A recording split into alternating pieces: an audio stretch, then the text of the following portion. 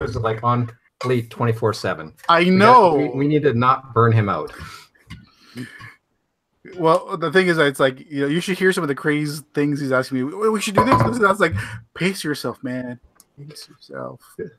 Yeah, didn't he just come back? Yep. Yes. Well, you see, Tuku is either off, which is 0, or at 25. Right. Yeah. This one goes to 11. Well, no. Yeah. Higher. All right, chat room. Okay, good. Apple says he can see us and hopefully hear us. So I should say hi to the chat room. You should. All right. We'll go in just a minute. Oh, let me tweet out. There we go. I will start being social this way and not this way. There you go. All right, I have tweeted out. Feel free to retweet that. Yes, sir. And see, everyone in Discord should watch that video in celebration of the fact that it's going to be Bacon Day. Bacon Day! There you go. Just whatever you do, don't watch the 11-hour version of it. You're better off. I'm good. Yeah, good to know. All right, let me. Where is? I'll put it in one more channel, and we'll be good. All the channels. All the channels, exactly. Okay, join us now for the lay. There we go. That one goes here. Did you do it under AIE podcast? I did it under the podcast, yes. Yes. 3 seconds. Retweet. Thank you, sir. All the channels. All right, and here, and that's good enough. They can deal with that. Okay, all right. Eve's being delayed tonight. I hear Kittle in the background. Oh, do you hear him? Yep. It's fine. He's adorable. He's fine. Yep. He is adorable. It's his defense mechanism. Yep. Is that so? I see the Soul Dynasty. That's one of the Overwatch leagues. Yes. Mm-hmm. Yep. See, I cheer for the the LA team, but they're like green and yellow, and it's just like. Well, then go for Gladiators. They're purple. I know. I'd go for the purple ones because actually, I think which one? The New York team. I like their color scheme a lot. It's kind of hard being in LA and cheering for a team that shares its color scheme with the Green Bay Packers. Yes, you know, right? I said the Green Bay Packers. You suck. All right, there we go. Retweet it. Okay. Now that we've done all the organizational stuff. All right. We good? Awesome. Got my Topo Chico. We're good to go. All right. Here we go. We're going live in 5, 4, 3. On this episode of the AIE podcast, the AI community is doing all the things. Open up your war mind.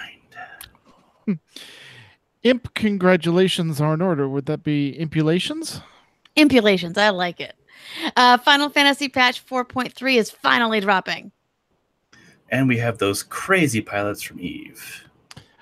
All that and more coming up right now. Insert show theme here. Oh, shoot. Let me type in the number here. Right. Welcome to episode 298 of the podcast celebrating you, the Aliyah Ioctast gaming community, the Die Has Been podcast. This is Tetsemi, and to my left and up is McCullough. Hey guys, I really would love there to be food in the guild kitchen, but Phoenix Comic Fest starts on Thursday, so I've been a little busy. Yeah, so actually, I'm lying. Beers and other things, right? Actually, no, I'm lying. There was the blackberry sour cream pie. There was the dark chocolate brownies, and tomorrow night there'll be the caramel apple pie. I'm lying. I'm still baking. Oi. Of course you are. Sorry for the mess. Oh, and to my right is Mew Cow. Greetings, gamers. All right. And this week we are joined by special guests Lank Theris, Lars Gagner, and a very late, incredibly exploding Tuku Common, who are here to talk to us about AIE in Eve. Welcome. Hi. Greetings. And here's where I channel my inner Tuka going, hey guys, I'm running late. I'll be back soon. Something fleet, something fleet. You know he's gonna show up at like 5 minutes till ending. The way these fleets are going, maybe. Yeah, exactly.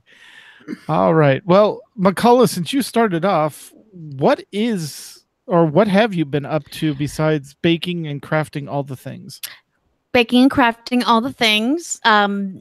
Doing the type of gaming that I do, which is rolling dice, of course. So let's see. Monday night, we played session 2 of our Ultimates Marvel game using the City of Mist system, which was a great time because our previous game left off with the Arizona Avengers getting a command of kill an innocent child. We said no. And we're no longer the Arizona Avengers. We're on the run from crazy Reed Richards, but things are getting better. Because we're working with Sabretooth. We're working. Hey, we just met Prince Namor, dude. I'm pretty hyped. Yeah, I know. So, and then let's see. Wednesday night, I had the game that was previously called Thor's Day Thunder, which will soon again be Thor's Day Thunder. Yep. Where our good friend Shady, aka Mr. Shoujo, because I can't think of his name in the AIE Guild. His character sacrificed his life so we could not be killed by a dragon. You couldn't talk your way out of this one? Yeah, there was no talking our way out. There was just immediate fighting. And then there was no talking. And then last night we working on getting our D&D characters back together because they had been separated for a few years. So that was a really great time, which involved my first level cleric of Saloon getting attacked by a hyena where there aren't supposed to be any, and weird visions and such, and good times. Very cool. And Mew, what have you been up to? For me, probably a lot of Destiny 2, the Warmind stuff. Actually been doing the occasional raid in that one. Going back and doing actually the original raid. So now that we have the better gear, it's actually, of course, a lot easier. But you still get decent gear. So, that's been fun. And other than that, lots of WoW. Actually been going back and doing what everyone else was doing a while back, which was finally going back to some of my lesser used alts and getting them through their stories. Yeah, so because it's, when you raid on 3 different raid teams, you don't really have as many time for all your alts as you'd like. So, but other than that, I've been playing a bit of Far Cry 5 co-op with Mrs. Mew. Yay! And that's been a lot of fun. It's obviously a very interesting experience, especially because we use, since our computers aren't next to each other, we use Hangouts so that we can still see and hear each other while we're playing.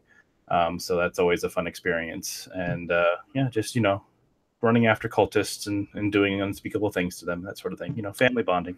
Sounds like a good time. Yeah. Things you do when your kid's finally napping. Yep. Exactly. And then other than that, that's about it. So how about you, Tets?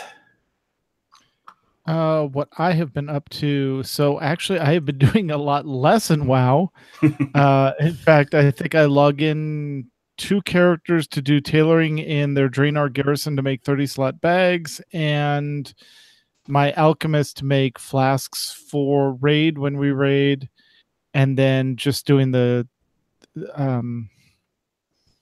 class order hall quests for Tet, and doing anytime the Val'sharah world quests are up. Do that because that's the only mount out of the chest I don't have. But I got my Nightborn to 110 and unlocked the Heritage armor, which looks amazing on her because it shows off all the tattoos. So no armor regret. Nope, Nice. no armor regret at all. It looks absolutely gorgeous. I have my High Mountain Tauren at 77. Basically, I went and did what everyone said don't do, and I took him through Outland, and I did Hellfire Peninsula into Mushroom Place, and then out of the Mushroom Place into Terrakar, and then out of Terrakar into Nagrand. So done basically like 17 levels in Outland, and it's, I mean, you know, it doesn't matter where you do 60 to 80 in WoW right now, it's a slog. Mm-hmm. So but I didn't side with the same Scryer or Oldor that I thought I did, or there are a whole bunch of quests that I never did in Terrakar before, but I did like the entire thing of Terrakar, like all the quests and stuff. So it could have been that I think back in the day they had things more level locked, and now that everything's all scaling, they probably got rid of all those scaling settings. So it may have been stuff like you can't do this till 68, and by then everyone's like, I'm out of here at 68. I'm out of here. Right. Yeah. So I did that. So he's got 2.5 more levels, and then we're off to Pandaria with him because I really don't want to go to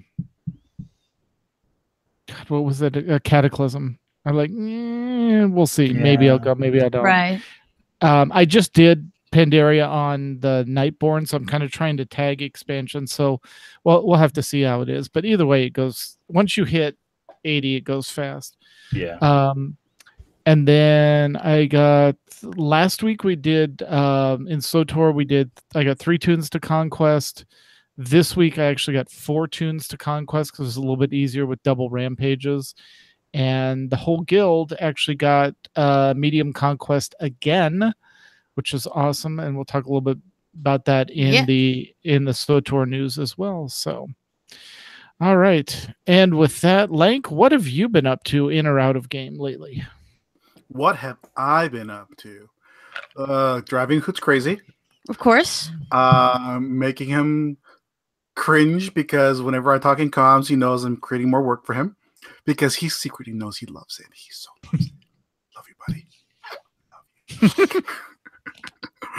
That and just like doing a lot of recruitment for the Corp and just kind of taking on a little side things. I don't want to get too much into it right now. Maybe later on, just so kind of see what the shenanigans have been up to. But yeah, but primarily doing a lot of stuff for the Corp. Oh. Tuku, what? Not Tuku. Did it again. I looked at Tuku's name because I was responding to him. So, Lars, what have you been up to? Not here. Well, the narrative is Tuku is running from angry testes. Not those kind of testes, other kinds of testes. But still, when you say it that way, it's like, okay. We got to set the narrative somewhere. I'm just reading what Tuku said. Right. We'll let him pop up and defend himself in a bit. Right. See, if you would have been here on time.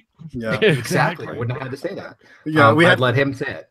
Yeah, we had to explain to him the other day because he was actually asking the other day for one of the leader of TES back when we were back in the day, Montolio, and it's like, has anyone heard from Montolio? It's like, dude, for all we know, Montolio's laying out like drunk in some ditch in front of a Serbian Hunani. I don't know. It's been a weird time lately. Yeah, so some of us were winning at Eve. I showed back up in February, and then we moved. And then we get over that big wall. And then we just moved a few weeks ago. Yep. And we're in the process of moving. So I move large quantities of stuff around, large expanses of space and jump raiders and stuff like that. Yeah. I was in AIEU back when we started in 2010. I was linking a fun lost mail when we set up our first home, nicely labeled Milliways. Was a tower. I'm not sure where it was, Lank. I can't remember. I don't remember. Was it Declan? No, I think it was Cloud Ring. Yeah. But yeah, we got it in. I'll find Warak helped us get us in, and then I blew up my freighters on the way back out, trying to get my way back to HiSec. So good times. I'm back. I'm not winning at Eve anymore. Yeah.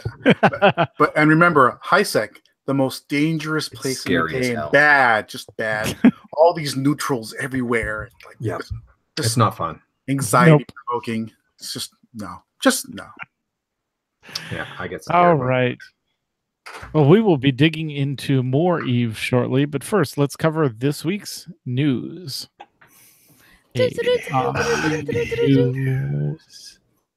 All right, and we have some community news. Now it comes to streaming and podcast stuff. SWTOR escaped podcast 292, Calculating Conquest, in this episode. 242. Yes? You skipped like 50 because I was in the middle of texting Aludra about episode 290 or about 300 coming up. My brain just went to the 290s. Okay, got it. All right, we're going to start that again. SWTOR Escape Podcast 242, Calculating Conquest. In this episode, AIE Seema, Max the Gray, and Astromech EPC 242 are joined by Guildmaster Brendan Kavanaugh to talk about conquest updates and BC's excellent planning spreadsheet. And in SWTOR Escape Podcast 243, Smooth Operators, words are really hard today. AIE Seema, Max Gray, and Astromech 243 are joined by Guild member and Ops leader Dent and Marcus, who also, by the way, run the Working Class Nerd podcast, to talk about starting and running an Ops team while they run the Umbra Flashpoint. And in upcoming streaming news, Max the Gray will be streaming on the Twitch TV AIE Guild channel right after the podcast tonight. Join him after we wrap up Eve to see AIE in ESO. Also on Thursday, ESO will be streaming on that same channel at 9 Eastern Time. And Noob Raid will be streaming for WoW Saturday at 11 Eastern Time. So go ahead and support your AIE streamers as they show all the great content and how we work together as a guild. And in other community stuff, are you like all three hosts of the show? Are you going to be going to Phoenix Fan Fest or Comic Fest and just want to see what the AIE Phoenix crew is up to? Ara has created a AIE/Tadpole Arizona Discord channel to be used for con and beyond. Hit one of us or Ara up in Discord for the link.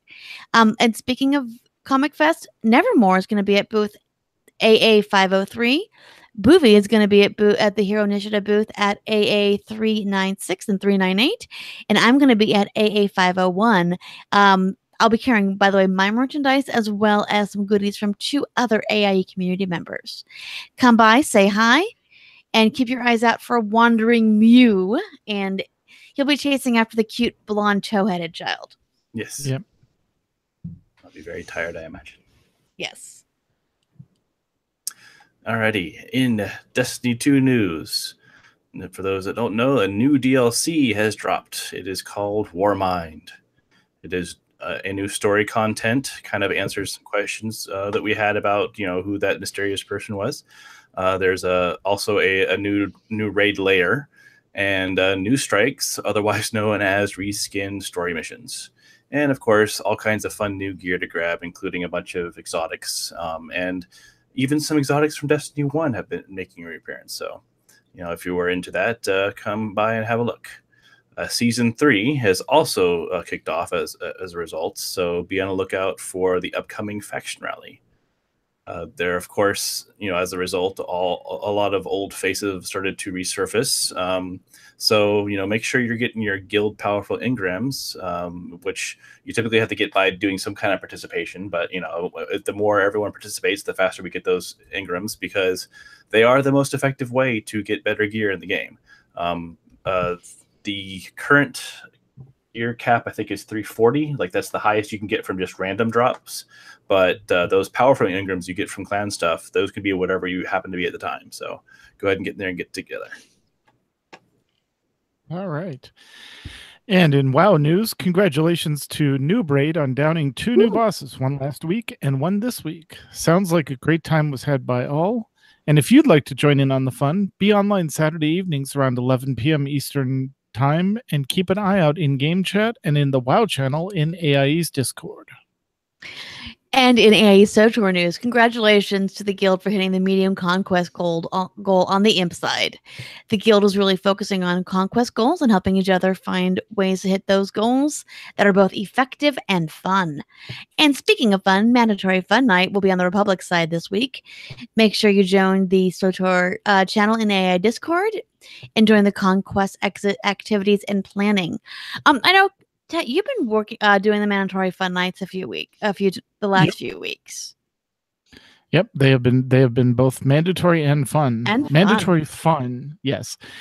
Also, by the way, and I forgot to mention this, the Republic side also hit their conquest goal this week, which is awesome. So both guilds hit their conquest goals. But yeah, if you're interested in Star Wars and you have, I think, at least a level 50 character that has their ship, you're through the ship mission, the ship part of the mission where you get your own ship, come on out and everyone gets bolstered and we go through some of the story mode operations or go kill world bosses, and it's a lot of fun.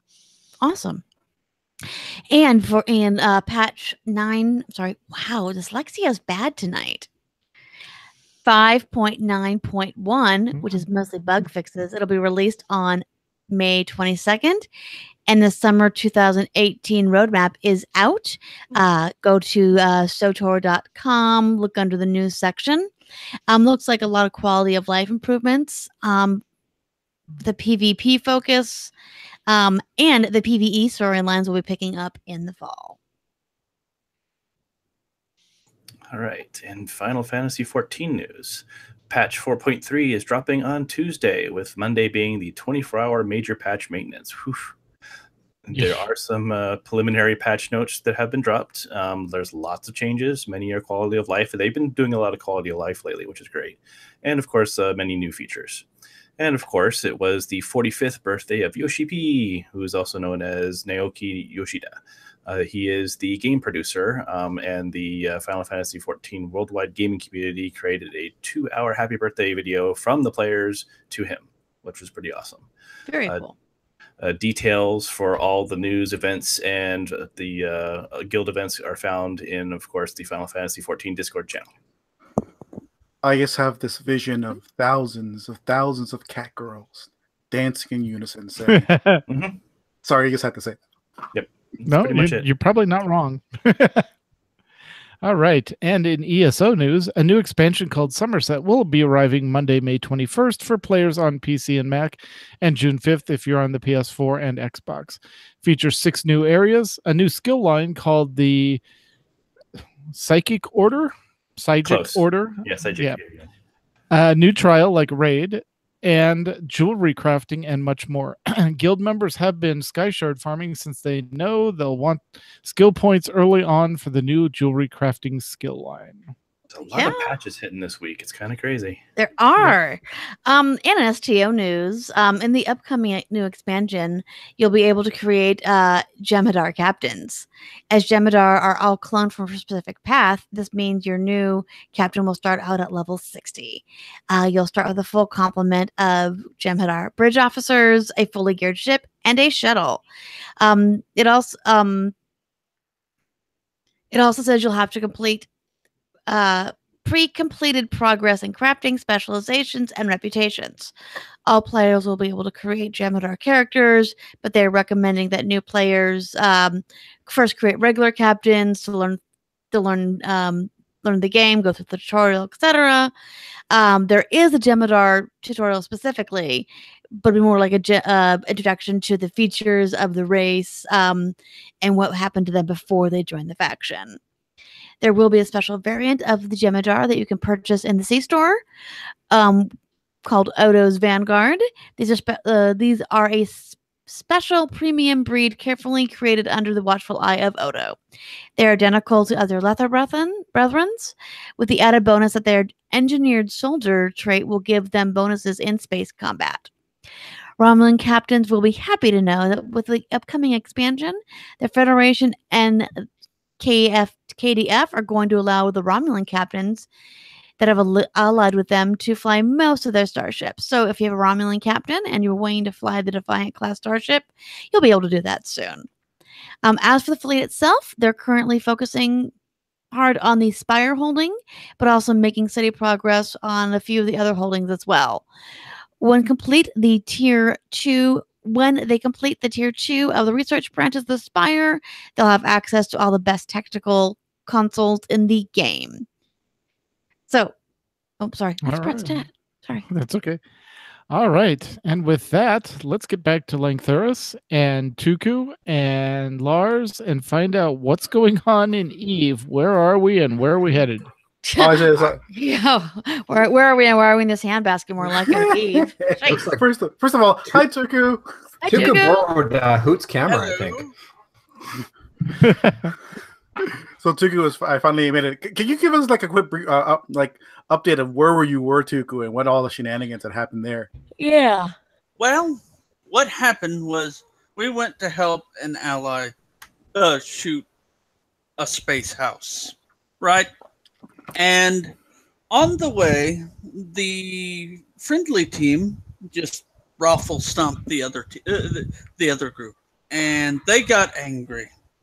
So our little group had to run away because we couldn't take it after the allies left. And basically we had to go to a place where we could space teleport out emergency refugee style.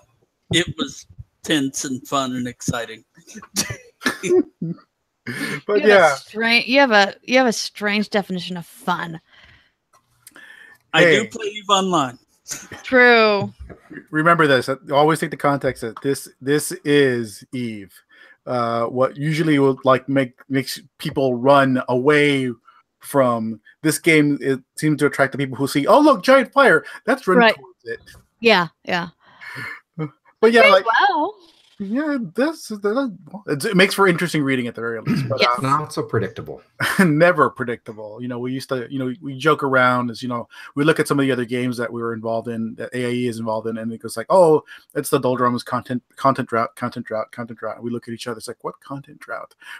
We poke our own back. We have content. There is no content drought.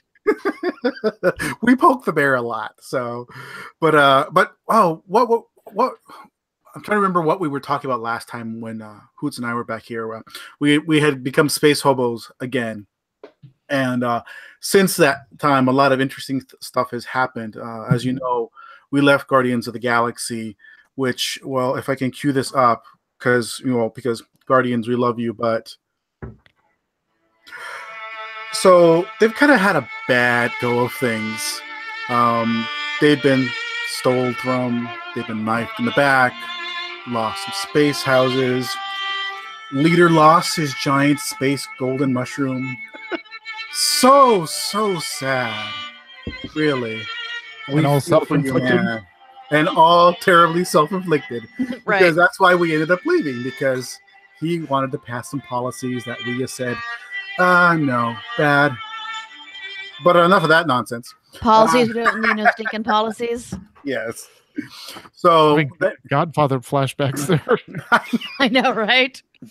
Well, I have to set the perfect mood, So no, of course, then we went with the Drussians, lived out in Drone Lands, and we were there, and we were kind of having a good time. At least we were. Some of the other EU corporations in the alliance weren't having that great a time because, well, you see, when you move into a neighborhood and you've been sold by the salesmanship, the kind of like narrative that it's a great neighborhood, the schools are really nice, the streets are nice, well maintained, and realize that when they gave you the tour, they only took you to the good part of town, right? And then you start like walking the streets, and then you turn the corner. Yeah, and it's like, oh look, don't mind the crack whore then in the corner, or the lack of pulp mill fires up. Yeah, there's the police shows up in a little tinker car, and someone just stole your wheel. Yeah, you had your car parked at night and somebody stole your wheels. Got it. Yeah, no, we've been there. The house is on fire and the fire department shows up and they bring out marshmallows. It was that kind of situation. And unless you give them $100, unless you give them money, totally. Yeah, it was cozy. Yeah, totally. So we decided, well, screw that noise. We're moving. Which again.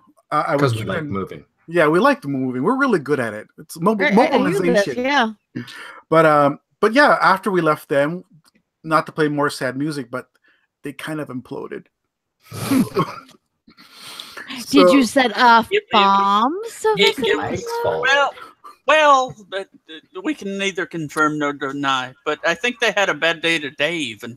Yes, they've all. So, like, Sword, God bless your heart. It's just, but someone's just been kicking the poo from the people we used to work with, and rightfully so. That's just all I have to say. And I know that we're going to get an angry email from this or jabberping, and all I say is send your stuff to Hoots, because I'm not going to take responsibility for it. And Hoots didn't show up tonight, so yes, send it to Hoots. I can already see. I can already in my mind, like face palming. Why, Lank? Why? Diplomatic incidents. So then we decided, now this has screw that noise. Let's go move to a new space. Pay the iron price for our sovereignty. Right. So we teamed up with the Space Pandas, a Chinese alliance. Yes. So in case you didn't know, unlike a lot of games where you have like multiple shards of the game, we all kind of live there's only really 2 shards. One's for the Chinese and one's for everyone else. Right. Well, a lot of those Chinese have been saying, "Oh, screw that. We want to play with everyone else." So now Space Pandas are a thing. So we crashed on their couch and we were living out of their, as I call it, the Kool-Aid Orange Keep. It was a beautiful space station next to a giant orange giant star, which made everything look like Kool-Aid. It was actually pretty awesome. So where we jumped over a few spots that were temporary staging, and now we are actively their couch. Yeah. Right. And now we are actively fighting and paying the hard-fought fight to gain our new ancestral homeland, because everyone needs a new ancestral homeland at least every couple of years. Right. So that's where we're at. So I will leave this one up to Lars because I want to see how he describes our narrative. Our narrative. I would say AIEU is kind of enforcing her own will upon an alliance that needs some will narrative to happen. And so Lank has stepped up as an FC. Let's see, Argus has stepped up as an FC. Marduk, Tuku came back and is FCing. And so they're kind of creating a little bit of diplomatic incidents with our... As you should be. Only a little. Only a little. Yeah, but it's great because the current war that we're involved in this little area called Tenerife, which everyone complains about. How do you say it? Tenerife or Tenerife or Tenerife? No one really knows. I think it's like Worcestershire. Worcestershire, right? But it's great because Reddit has finally, you're the big time when they named your conflict. Yeah. And our conflict has been named the Hobo War. Awesome. Sweet. Because you are space hobos. Yeah, and it's like, call that one. Yes. Because I totally called that like 2 weeks ago, right? Yeah. So there you go. So now we're involved in the Hobo War, which is great because what started off as an initial proxy battle with some of our old friends, Test Alliance, please ignore, and brave newbies. Love you guys. We miss you. But yeah, it's what started off as a proxy war has now turned on to a full-on hot war. In that, Test is trying to hold the Space Pandas back because they see the Space Pandas as an existential threat to their way of life. Because heaven forbid pandas beat Tyrannosaurus Rexes, because. And you can actually Google that, and it's actually a funny meme. But and then you have Brave, Test's off again, on again, bad girlfriend. So so it's funny, logging in. It's like, oh, I remember you. I love you guys. I'm gonna shoot you in the face. Right. But yeah, so you show love and Eve. Yes, we do. Right. Honestly, it's Eve though. So No, it's one of those things that it's like the duplicity and shenanigans and intrigue is something that it's so like people have a hard time wrapping their head around it and or get like a little bit moralistic because they come from a game or usually come from a game where there's a definite good side or a definite bad side, you know, black or white. There's a whole lot of gray with some chartreuse in. Right. So, and you need to really experience the kind of like, well, you know, you have good, we have evil, we celebrate good, and this game celebrates evil and everything in between. Because, hey, why not? Right. I still remember when we got into Eve for the first time. I was there at the beginning with Stig, and we tried to be like the WoW Guild at first because we were the first extension. Yeah, it's first expansion. Yeah, and then we just like rolled down the hill face first. Oh yeah, I'm sure. That's like, well, like face meet reality. Pop. It's like, oh, okay, we're going to have to adopt our way. Moral. So in space, there are no morals. No, I like to use a phrase that I borrowed from Hoots, which he absolutely hates. So whenever you see him, always ask Hoots, "What's your take on moral relativism?" Got it. Okay, so that's one above morally ambiguous. No, moral relativism. Morally ambiguous. There is no, you know, there is no right and there is no wrong. But see, moral relativism, you do what you want because you can just explain it away with like, oh, you don't see. Everything is different for different people and groups. Why even bother saying what's right or wrong? It doesn't matter. Hey, if your culture is perfectly okay to shoot someone in the face, you do that because I can totally explain it away. And he's totally going to murder me for saying that. Right. Because there's quote unquote no absolute truths, but oh well. But yeah, it's we went into Eve, and yes, we struggled for a little bit, but even with the kind of at times murky environment that Eve can be, AIE is still AIE. You know, I was joking the other day that we have our own kind of version of the like the AIE loot mortar loot system. It's like, oh, here, brand new. You need a ship? Here you go. Need some money? Here you go. Here you go. Yeah. Go up. Here you go. Want to be FC? Well, here you go. It's like just go have fun and enjoy. And if you can create some content for Roots, he'd really appreciate it. There we go. Nothing for love. Nothing but love from my CEO, right, guys? Right. Yeah. Anyways. But yeah, but besides, like you mentioned that, Lars, you're hardly like most qualified to talk about, like, you know, kind of the things that we're doing to kind of like run the place, like the logistics chain and stuff. So I know I'm not allowed to talk about it because it's all OPSEC. So it's OPSEC and then OPSEC and then OPSEC, and we can't talk about any of that. But one thing I think that's really cool about AIE in space and AIEU is a lot of corps or alliances just don't get us. The fact that we are a community, we're AIE first. And we worry about spies coming and showing up, like let's say a Jedi showing up, and he got the grilling to become an FC. He became an FC as well. I didn't mention that. And we're like, well, he just joined again, right? The Corp, like what, 2 months ago. And they're really going back through his history because his character is from 2006 or something. But he's been an AIE forever. So like, I'm not going to screw things over because I'm AIE first and Blades of Grass second, third, fourth, or fifth. So our corp is very different that way. Right. Yeah. There's so much cool stuff to do in Eve. You don't have to do the crazy shenanigans like a Lank. You can just do the boring stuff like moving stuff around in space like I do and get really, really, really nervous when your jump freighter bounces off a station and then you have to slow boat it. It takes about a minute and a half to get back to the station. You're thinking, I've got billions of ISK in this cargo hold, and I'm freaking out right now. That's the exciting part I get. There's so many things to do. We've got a lot of new people coming back, or new people coming and older people coming back. I've talked to a few people that are thinking about coming back, but I won't embarrass them now. Eve is a good place to just see different ways of playing. I like it because it's a very different type of experience. The way skills work as opposed to leveling. There's no I'm getting up to the cap. You don't get there.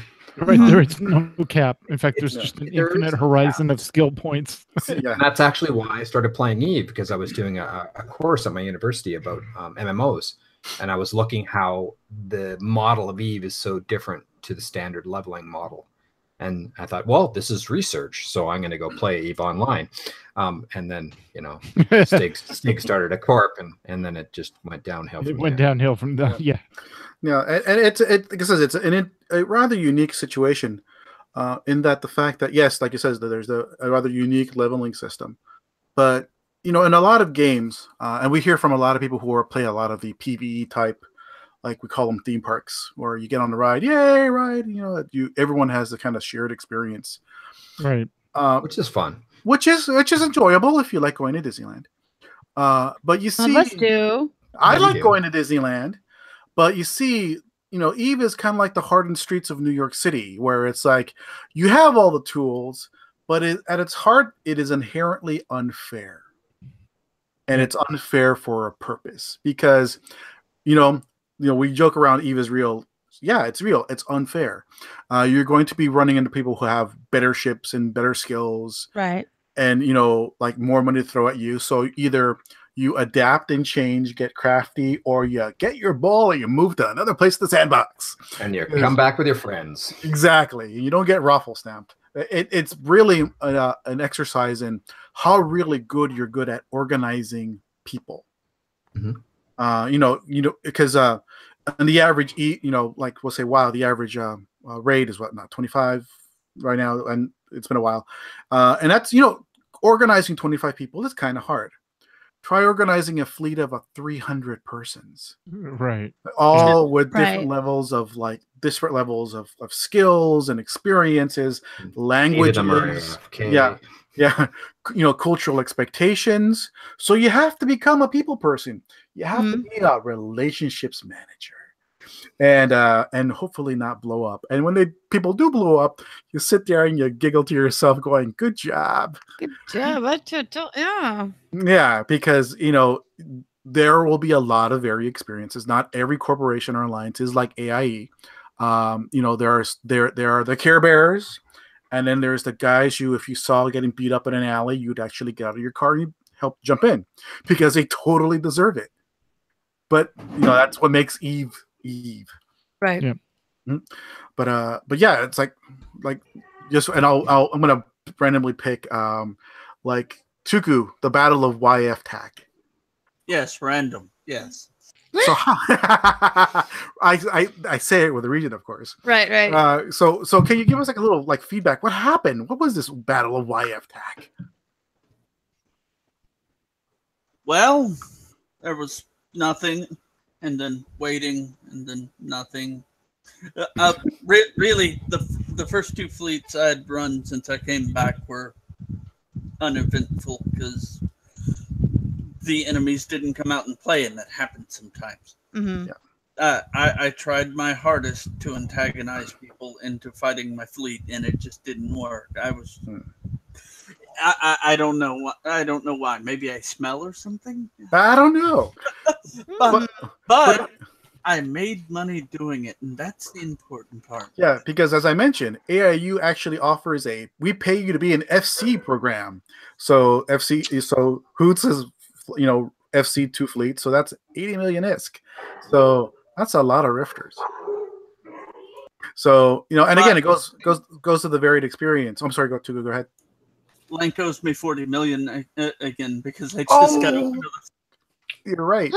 Good thing we have benevolent benefactors. I was wondering why Tuku's running so many fleets. Because there's money involved. Yep. So some people call it bribery. I call it incentive. Right. Yeah. But it goes to the very thing, YF TAC, where we actually took Saab and we actually have a foothold there. It can be uneventful. And you can have sneaky things like we had I was flying in a fleet, and I kind of free-ported an entire station in this area called ZD1. So sneaky people doing sneaky things. We open the door in someone's backyard saying, "Everyone coming in," while we're busy messing other stuff in the other area. So now they have to deal with that. And I've been FCing, and my first like Alliance fleet I took out, we were going to get raffle stomped. I knew we were going to get raffle stomped. You know, it was supposed to be an easy, low interest, low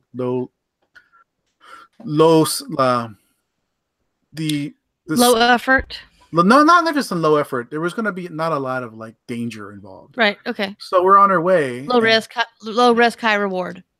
Exactly. And we show up, and there's like 5 super carriers and 2 carriers slow boating, and I'm defending the station that we had just like laid down, and I'm like going, "Oh, bring me my brown pants." Bring me my red shirt. Yeah. Bring my yellow. I've got my brown pants on. Here we go. And to be honest, we were holding our own really well, but it's like we're in like 20, battleships. They're in super carriers. That's like the space equivalent of like it's like tons of little ships flying. We're all gonna die. And out of nowhere, like someone had called upon a non-existent bat phone. Pandemic Legion shows up. I swear I don't have a bat phone. I swear I don't have a bat phone. They're in your other pants. But, yes, we have no bananas. but like like a good quarter of the fleet was all AIU people, and they look at me and goes, "This would happen on your first fleet. Mm-hmm. It would. We were going to get completely like stomped to the ground." And sure enough, the biggest bully shows up and goes, "Oh, look at those super carriers. We're going to beat them up first." Right. And we're like cheering, going, "Yay, yay!" And then they started shooting at us like, "Oh, we should dock." Yeah, exactly. But it's great because you see the station that we were defending was coming out of reinforced, so you have a limited number of time that you need to defend it. By them jumping in, what was like, "Oh my God, we're going to die and lose this a really expensive space station," was saved. Insert Final Fantasy fanfare here. Mm-hmm. Right. Like, holy poop, I need to go change my shorts now. Because, see, EVE is a game that is, for the most part, a quiet, serene exercise in just chill. Mm-hmm. Punctuated by seconds of sheer abject terror, where you're like laying on the ground, jerking around, saying, "Why do I do this? Oh yeah, I'm secretly an adrenaline junkie. Really, I am." It's like that's why you drive a motorcycle in LA. Exactly. That's why I'm that kind of guy. But yeah, you never know what you're going to see when you undock. It could be 20 minutes of boredom to 5 seconds of sheer absolute terror. So I was on a fleet the other day, and a fax machine, which is a type of carrier, which is the it's the Force Auxiliary. It is a giant space priest. Yes. It's like a paladin, but the size of the Statue of Liberty. Yeah. So, it just warped in to where we were at and said, "Shoot me," because what he was doing was insurance fraud. See, you can nice. He saw the writing in the wall. He saw that. I understand. We're going to take over the system and destroy the space station. He goes, "I can't get this thing out." Right. And the funny thing is, this particular gigantic space priest actually looks like a giant Pope hat, which I thought was a nice touch. Yeah. That's awesome. And all I have to say is I got in that kill, and now I am green on my kill board for months. Nice. Months. I could be a total screw up, and I'm still like look good on paper. That's right. But yeah, and also it looks like we've got Max. I know you mentioned that earlier on, with the streaming. Yeah, it's killing streaming. Max is back, and Max will be streaming. I know. It was like welcome to Eve. Here's your first fleet. Yeah, exactly. Here's your ship. Go at it. So he will be streaming soon, and we might be involved in a couple little shenanigans there. Can't mention too much of it because that requires redacted. Well, not redacted. Yeah. Requires prior planning that we haven't done yet. So we're going to work on that. So you'll be seeing more about that very, very soon. And like I said, we're still holding the line. Today we were on the fleet and they were going to take our space away from us, and we said, "Oh, screw that noise." Mm-hmm. So we showed up, and it was wonderfully uneventful, and we saved our space castle. So yay! Hey. So yeah. So and with that, because we were having some. So Sov is an interesting mechanic in the game. How you get take over space. It's a giant version of like capture the flag almost. So they introduced this new link called the Entosis link, which when you attack this thing in space called, I think it's called the TCU, which I forget what the acronym is because acronyms. When you attack it, it will, after a certain number of hours or days, it posts all these little nodes, which you then have to fly around and kind of tag them and take control over them, so you win the objective.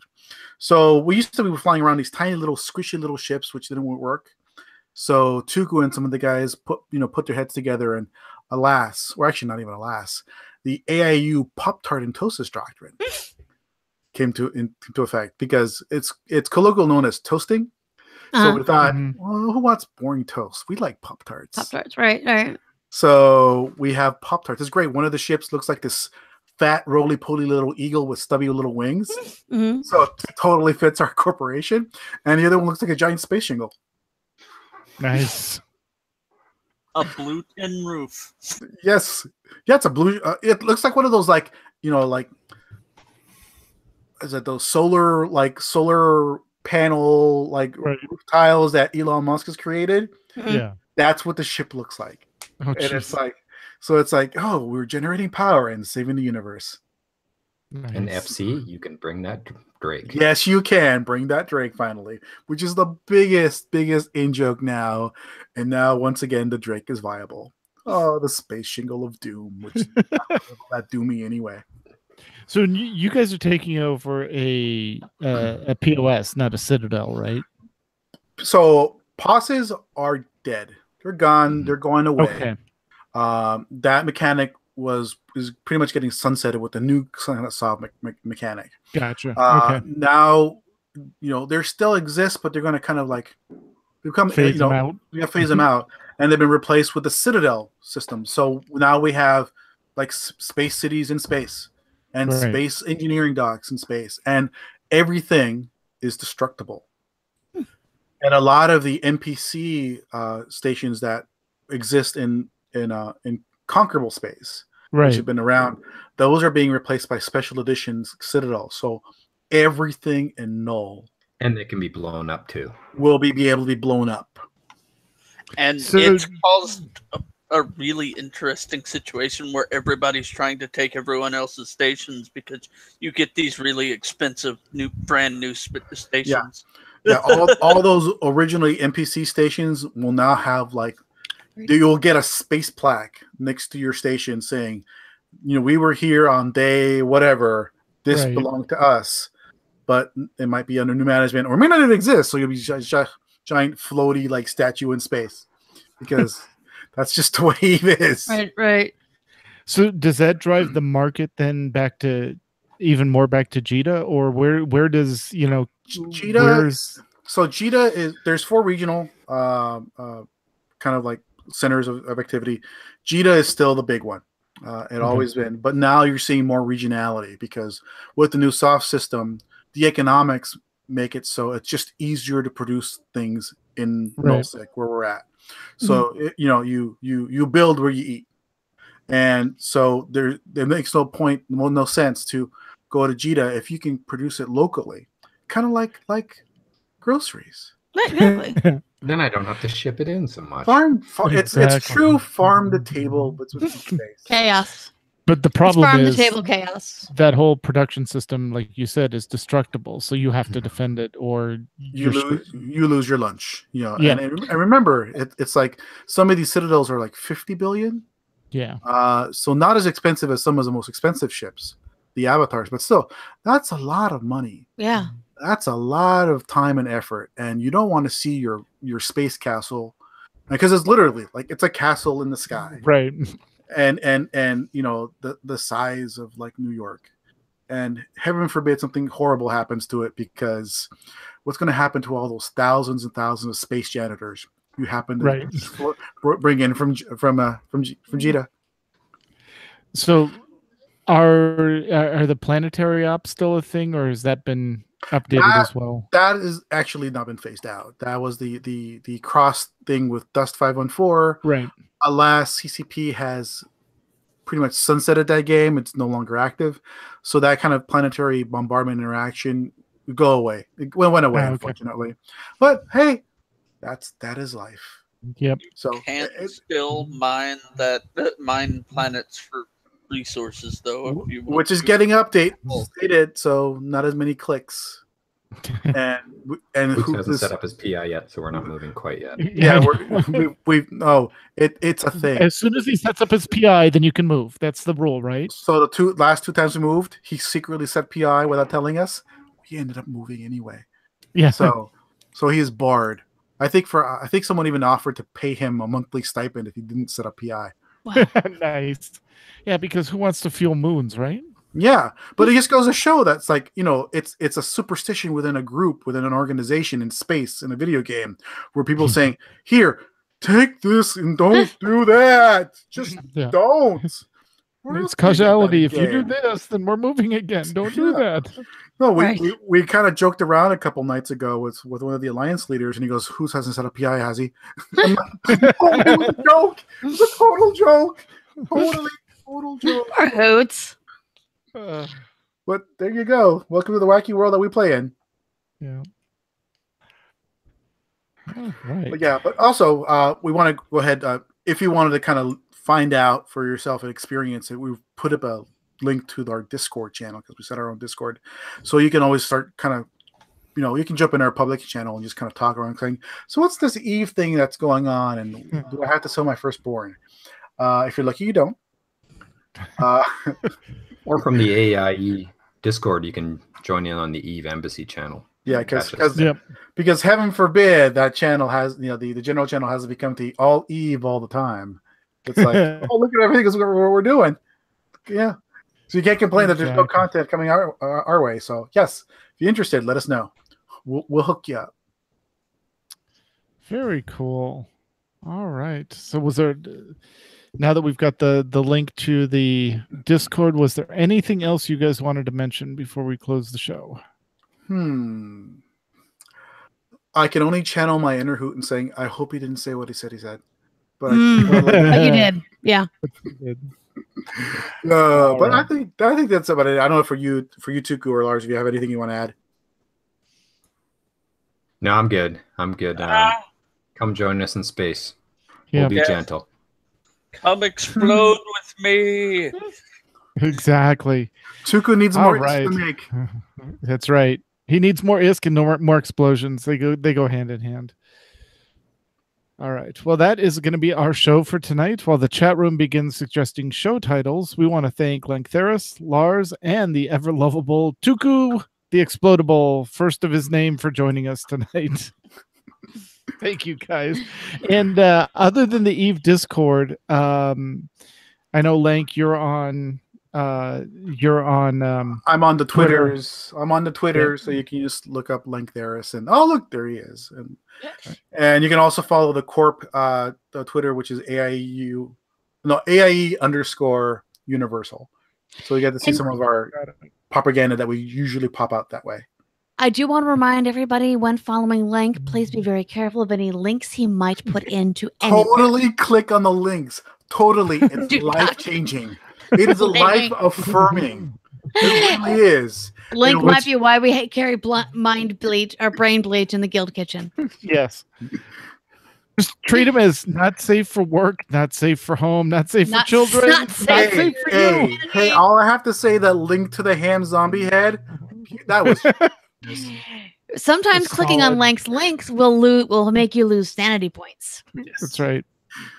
Yes, Cthulhu is He's your patron. He's my spirit animal. Dang it, where are my Cthulhu fingers? Anyways. I have already all my sanity. True. I think it's actually a prerequisite for being an Eve player. Yeah. That and spreadsheets, but add in spreadsheets. See? I had to fill somebody's bingo card. Anyway. Right? There we go. Well, you already said spreadsheets. No, this was the first mention of spreadsheets this show. Ooh, we made it through the whole show without mentioning spreadsheets. But the king of spreadsheets mentioned spreadsheets. Spreadsheets. Like I said, I had to fill in the bingo. You know, I had to fill in the bingo squares. It's Eve. There's spreadsheet. Bingo. True. The misconception of Eve spreadsheets. There's no misconception. Eve is spreadsheets. Come on. Anyways, it's not spreadsheets. It's workflows. Oh, there we go. I made a spreadsheet while I was running a fleet this morning. Sure you did. Awesome. Okay. So if you guys have questions or comments about the show, email us at podcast@aie-guild.org. You can follow us on Twitter. The show is at AIE Podcast. Mew is at The Mew Cow. I am at Cyberwaif. And Tetsemi is at Ivory Tiger. We record live with video every other Sunday at 8 p.m. Eastern, 5 p.m. Pacific. You can join the chat room and play along with us at the website, aie-guild.org. Look for the podcast live stream. And our Discord server for our chat is bit.ly AIE Podcast Discord. Our theme was composed by the wonderful Andrew Allen. Follow him at Keys with Soul or visit his website, keyswithsoul.com. And now it's time to play the awesome AIE member segment we received this week from Hunts the Wind. Overly too much Hoots. But no, we got overly dramatic news from Hunts the Wind this week. So next time we'll be talking to Abovan in Final Fantasy XIV. So until then, this is Tetsemi. This is Makala. And this is Mewcow. And this has been the AIE Podcast. Yay! I have no idea how that bottom part got changed from... Usually that's host 1. Sorry about that. That's fine. Not a big deal. And look at that, right at an hour. Wait. We had Eve and we had an hour long. Wait, we had Eve and we had Lank on. There was an hour long show. I have been. Well, he was complaining about the meeting going too long. I know. You missed it last night. You were on the office meeting. Yes, in an hour, and Lank's going, wait a minute, we're going too long. Let's stay on schedule. And where's the agenda, folks? Yeah. I have matured. And it was recorded too. We can make a sound out of it. I know. You should totally on the record. You should totally like mix that into a mashup and just like, you know. Oh, I want to make a soundboard. Oh yeah. Awesome. Yeah, when we get this moved over to Twitch, and we'll do that. So. Mm-hmm. Sweet. Right. Well, thanks. Yep. Thank you very much. We have one show title already, and that's AIEU creating content for Hoots, which honestly, that's kind of got to be the show title, I think, with Hoots not here. Actually, I would say like Hoots secretly loves it. Well, it's reasonable. Yeah, it's that love-hate relationship. You didn't go down the reasonable path, Lank. Me reasonable? You want reasonable? You want reasonable from me? You mean boring? For reasons. Yeah, I've always been interested. Not the pat my own EP, but it's like I wonder what the comments are after every like Eve show. You can honestly say they ain't boring. No.